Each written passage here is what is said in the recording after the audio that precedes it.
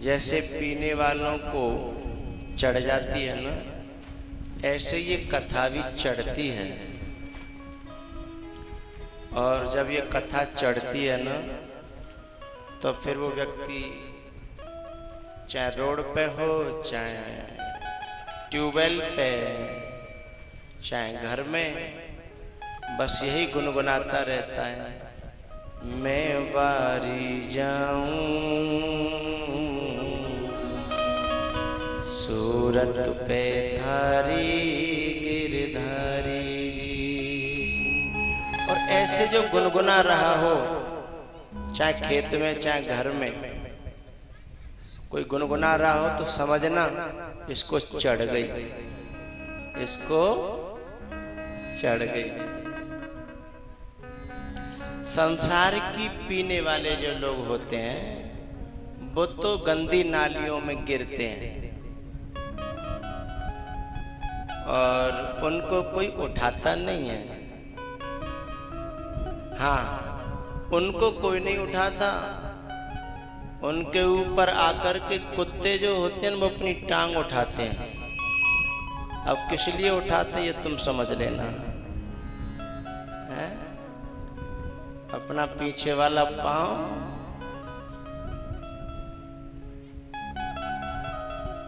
उन्हें जगह बढ़िया मिलती है और वो भी समझता है कि ये नई ब्रांड कहां से आ गई।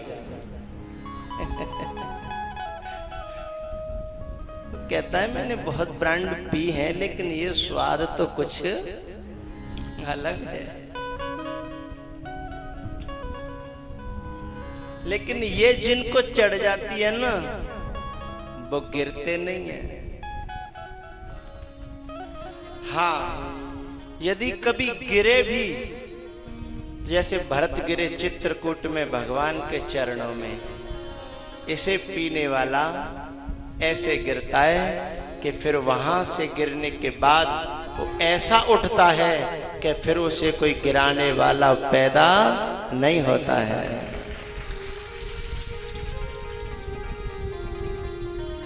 है ना? लोग पीते हैं पी पी के गिरते। भरत जी ने ये बहुत पी है और पिलाई भी है। हनुमान जी ने बहुत पी है और पिलाई है। जाहि स्नेह सुरा सब छाके। चित्रकूट पर भगवान से मिलने के लिए जब भरत जी के साथ में अयोध्यावासी जा रहे हैं ना, तो रास्ते में कैसे चल रहे हैं? शिथिल अंग पग डगमग डोलहि। पीने वाले की चाल अलग होती है ना, और उसे ध्यान नहीं रहता मैं कहाँ हूं, क्या हो रहा है, भूख का न प्यास का। ऐसे इसे जो पी लेते हैं उनको भी ध्यान नहीं रहता। को मैं कहाँ चले नहीं बूझा, दिश और विदिश पंथ नहीं सूझा। सुबह बच्चे कह रहे थे ना हमसे कि अब हमको तो पता ही नहीं, भूख ही नहीं लगती, पता नहीं कहाँ सो जाते हैं, कहाँ रह जाते हैं, पता नहीं ये हो क्या रहा है। और पता नहीं चले तो ही बढ़िया, ज्यादा पता करने की कोशिश मत करना। शिथिल अंग पग डगमग डोलहि। बेहबल बचन प्रेम बस बोलहि। क्यों ऐसे वचन क्यों बोल रहे हैं? ऐसे ऐसे डगमगा क्यों रहे हैं? जाहि स्नेह सुरा सब छाके। पेट भर के पी लिए उन्होंने, जी भर के पी लिए। जाहि स्नेह सुरा सब छाके। करत मनोरथ जस जिय जाके। अच्छा, वो जो पीने वाला होता है ना, ये पीने वाला, अच्छा चलो वो पीने वाला, एक ही बात है, थोड़ा सा ही अंतर है। उनके दिमाग पर जो बात चढ़ जाएगी फिर उसे ही गाते रहते हो। दुनिया वाले फिर जो कहे सो कहे, उन्हें दुनिया की चिंता नहीं रहती है?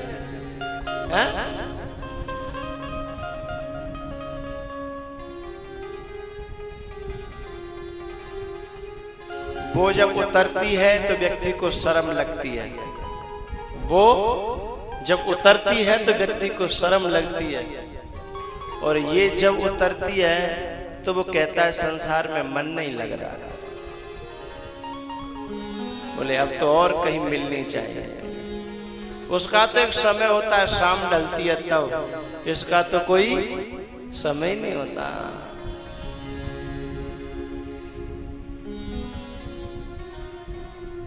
कान्हा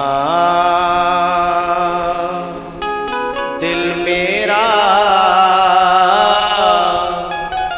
लगता नहीं जमाने में, कान्हा दिल मेरा लगता नहीं जमाने में।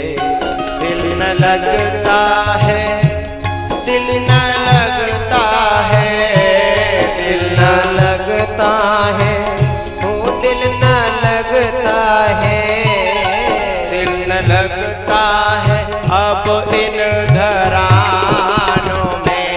गाना दिल मेरा लगता नहीं जमाने में।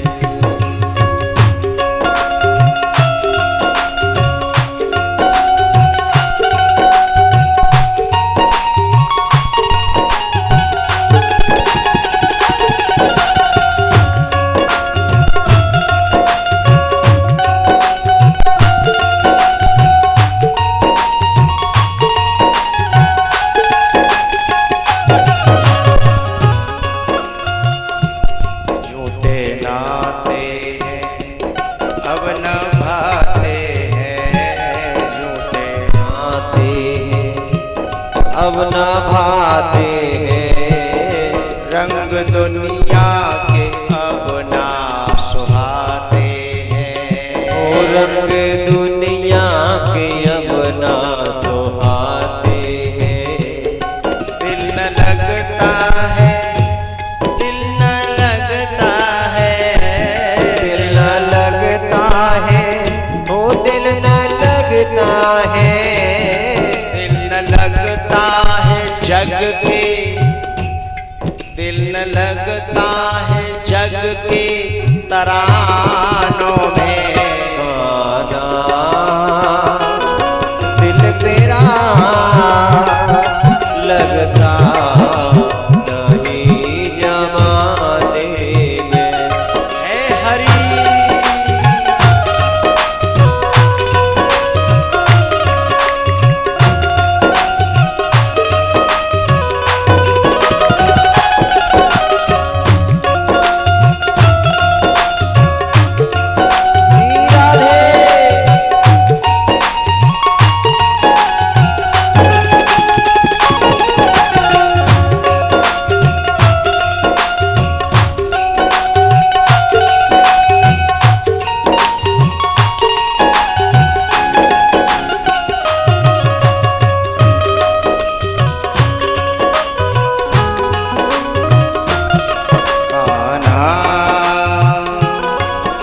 मेरा लगता नहीं जमाने में। कान्हा दिल मेरा लगता नहीं जमाने में।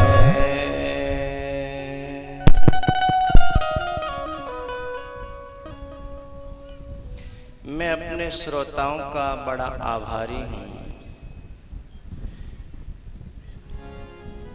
मुझे बड़ा मन ही मन ऐसा लगता है कि कितना कितना प्यार करते हो आप लोग भगवान की कथा को।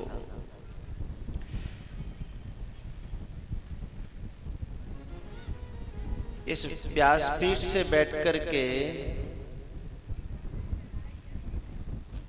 पता नहीं चलता कौन कहां से आया, लेकिन कभी कहीं किसी से मुलाकात हो जाए घूमते फिरते तो मालूम चलता है कि 100 किलोमीटर के श्रोता हैं, 200 किलोमीटर के श्रोता हैं, 400 किलोमीटर तक के श्रोता हैं। मन में बड़ा मैं ऋणी हो जाता हूँ। नहीं, कौन किसे सुनने जाता है साहब? अरे अपने बाप की नहीं सुनते लोग। मेरा मन गदगद तब होता है कि बिल्कुल नई नई उम्र के बच्चे और 50-50 किलोमीटर से घर वालों से गुप्त रूपेण और कथा में आते हैं। आज एक ऐसे बालक का मुझे दर्शन हुआ। मैं नहर के किनारे बैठा था, एक बच्चा मुझे बहुत देर से देख रहा था, 18-20 साल का होगा। मैंने कहा यहीं कहीं का होगा, देख रहा है बाबा कैसे बैठा है। जब बहुत देर हो गई तो मैंने पूछा कैसे? बोले आपकी कथा सुनने आया हूँ, सुबह 9 बजे की बात कथा सुनने आया। मैंने कहा कहाँ से आए हो? बोले एटा से आया हूँ। नए बच्चे जिनकी उम्र है, तो मेरा मन बड़ा ऋणी हो जाता है साहब।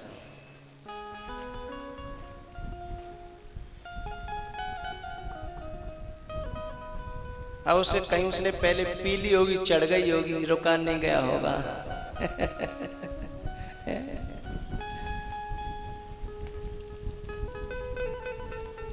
तो कल भगवान राम के माला पड़ी, हाँ? और सीता जी को उसकी माँ समझाती है कि बेटा